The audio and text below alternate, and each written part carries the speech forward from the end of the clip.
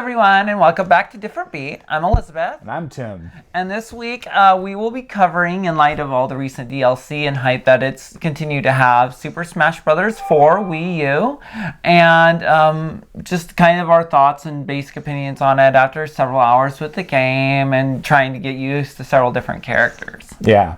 So, I mean, I'm going to be real honest here and say that I've never really been a Smash fan or ever really devoted that much time to Smash games. I mean, that's not to discredit them and say that they're bad. It's just they're so different, and I've never really gotten the opportunity to spend enough time with them to get like really good at it. So it's just been one of those things that in passing I played for like 30 seconds and then would just never came back to it because it never was long enough to hold my interest. Mm-hmm. So, I mean, this is easily now the Smash I've spent the most time with, period. I'm not going to say I got comfortable with the format of it or anything, and that's probably my own limitation because I just don't know how to tolerate something that's not a 1v1 fighting game, especially with no health bar. But, I mean, it was an experience, so I'll let you go ahead and start us off. I have played every Smash on the lead up to this one. Yes, you have. I spent a lot of time with Smash 64. I played Melee, obviously, not professionally, but I did play it a fair bit at its release. Also played Brawl for probably the longest because it actually had my favorite cast along with Link and Solid Snake, and Wolf are three characters I've always loved.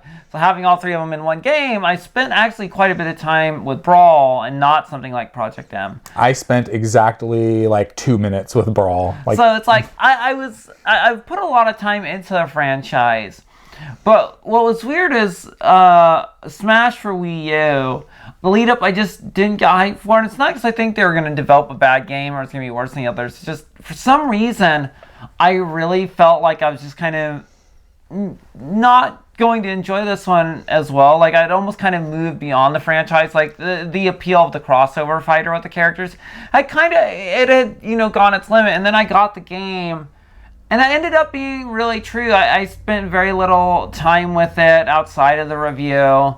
My kids loved it, but like as far as a game that I wanted to really invest time in and get good at, it didn't hold my interest, and I ended up moving on to other things, other Nintendo games. Yeah, I think I know what you mean. It's sort of the same reason I've left a lot of the franchises I used to be big on when I was younger, is because it's like, after you've played enough of them, if you don't feel like they've changed enough, it's almost like you just outgrow them. And that's not to say that they're bad games, it's just like, you've had your fill, you've taken it in, and you just lose interest after a while. Mm-hmm. And so, I think what they're trying to do with this one is, now with the new amiibos and stuff to change up gameplay, and when they introduce that you could bring in your own Mii to play as and stuff like that, is I think that was their big, we're going to change it up this time.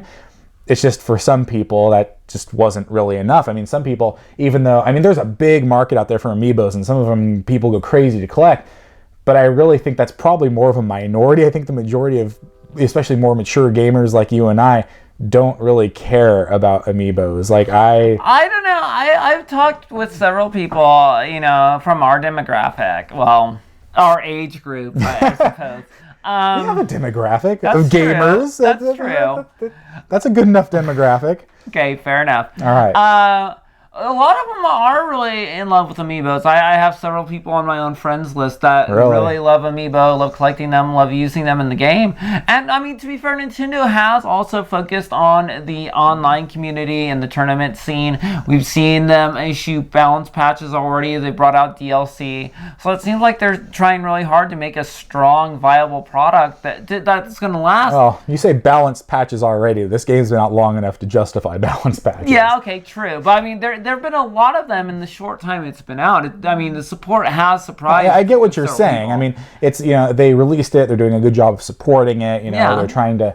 They're still catering to their fan base for Smash. It's just I think what didn't draw me in, or probably you in, is it just wasn't really enough to make us be like, huzzah! You know what I'm saying? Well, granted, that'd be more likely for you to happen since you actually have some backstory and history with the franchise. Yeah, this was sort of my first dive I gotta be honest, when it comes to fighting games, I've mentioned this kind of similar trend I have in MMOs. I'll end up finding a character and I meld with it and I really go forward with it. And then that becomes the game for me. And it's like with World of Warcraft, which was my previous example, is Death Knight. and I used it, and that was DK. my WoW experience. I didn't play anything else because I liked it. And I do the same thing in fighting games. I do that with Tsubaki Yayoi from the BlazBlue series, Guile from Street Fighter, Sub-Zero from Mortal Kombat.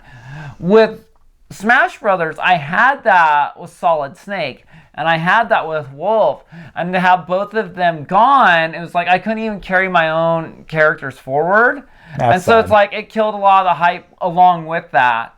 So it's just like, I think the game is probably better than it's ever been. I know there's some that contest that Melee is still a better game. Well, I'd say it's actually probably a better game mechanically than Brawl, and I think it's pretty easy to say that. It's just, for me, I wasn't able to enjoy it for the same length of time that I was Brawl. Yeah. And I enjoyed it for very little of the time I spent with it. I know. People out there love this game. I know they do. But, it's like, when I came into this game, like I said, I've never really had any sort of attachment to the franchise in the past. I've never really spent more than 5 minutes on it. I played it. It took me, granted, there's some learning curve when you're going 1v1 2D fighter where the goal is to diminish a life bar to why the hell, when I hit you, does this number get higher? And what is going on? Why do none of these buttons make me attack? So thankfully, my best friend here was very patient with me and explained to me how the controls work, because I was getting pretty belligerent.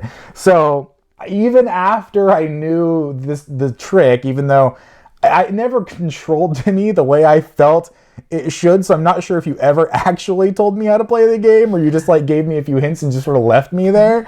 But I never really felt in tune with it. It never really synced with me. And again, that's not to say it's a bad game. That's just, this really reaffirmed that Smash is just not my franchise, and I respect that if it's yours, it's just, but and I'm not really big on fighting games, period, anyway. Like we said in our review of Mortal Kombat 10, it's like I play them here and there, but I never get hardcore. I'm not a hardcore fighting game person.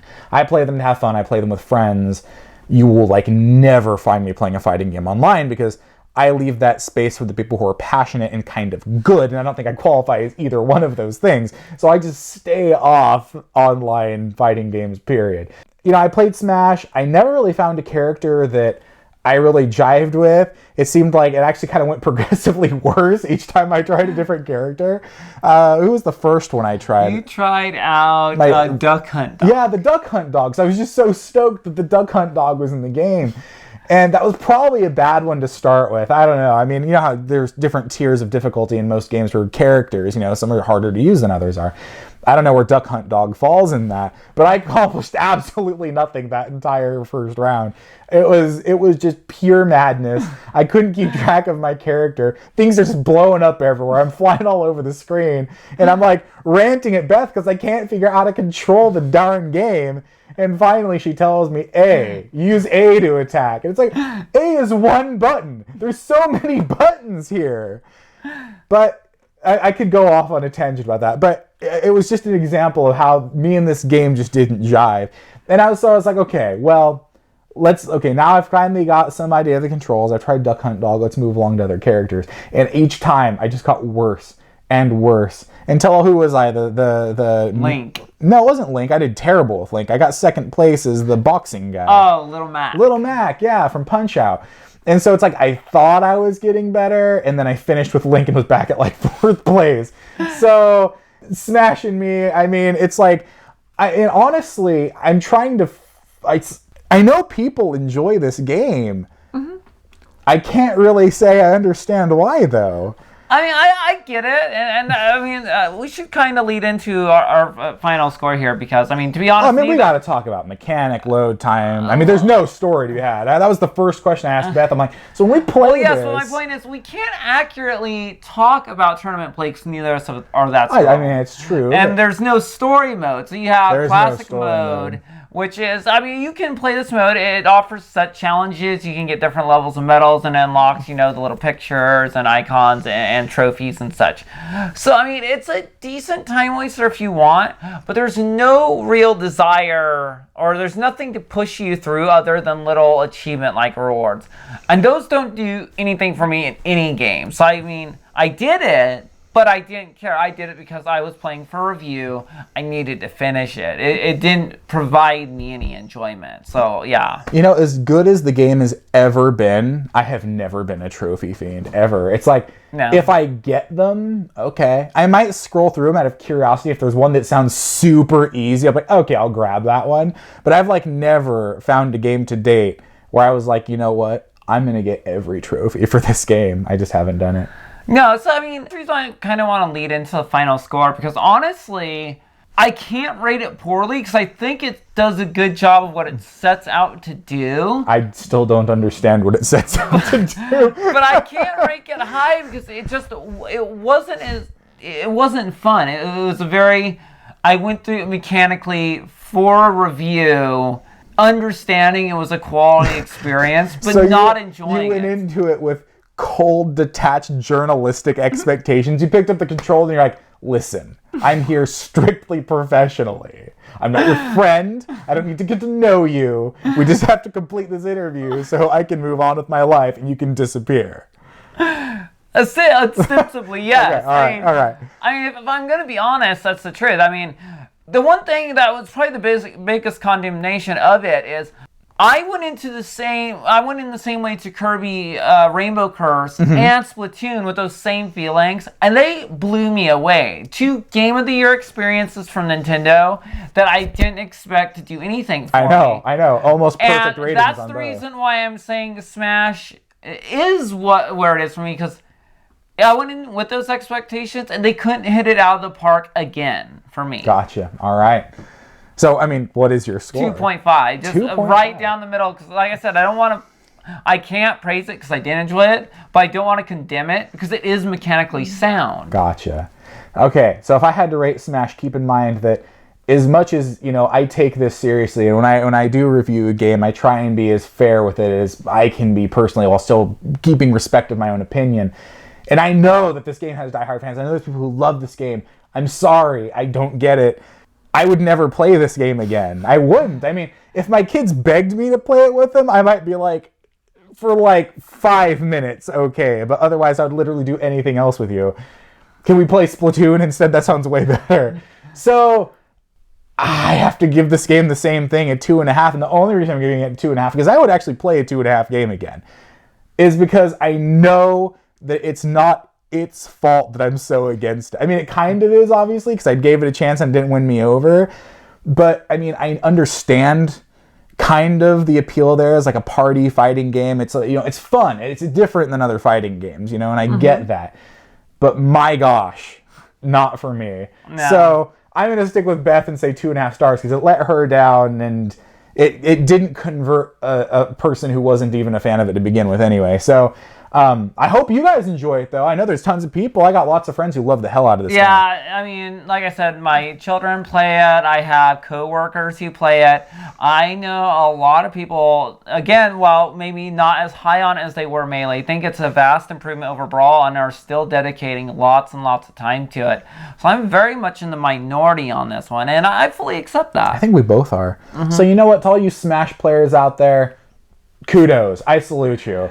Well, thank you for joining us. Just don't invite me to your Smash parties is all I'm saying. Or if you do, I'll just be sitting on the couch playing like my Vita or something like that. So we're actually going to go back and sort of do a review for an older game, but sort of reintroduced. Our next review is actually going to be a Resident Evil remake that came out in the early 2000s and was recently, earlier this year, pushed out for PS4 and Xbox One, right? Didn't it come out last one? PS4, Xbox and One, PS3 and Xbox 360, yeah. And PC. And PC, yeah. So, I mean, this is in both of our, like, top 5 games of all time. Probably top 3 for both of us, I would even say. And so when we found out, because for years we've been talking about how it'd be great if they came out with a remake and the HD version, and they did, and we played that, and we really want to share that with you guys. So that'll be our next video that we'll upload next time. In the meantime, keep smashing. Have fun with that. I'm Tim. And I'm Elizabeth. Have a good night.